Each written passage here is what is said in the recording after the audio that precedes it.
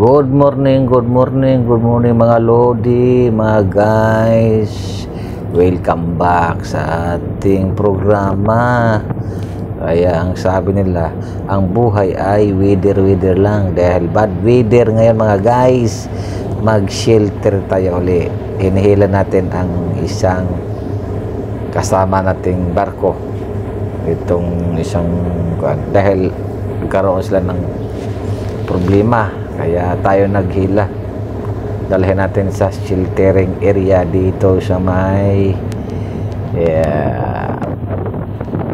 saang lugar to ha? Sambales to. Ano pa rito? Sako pa rito sa Sambales guys.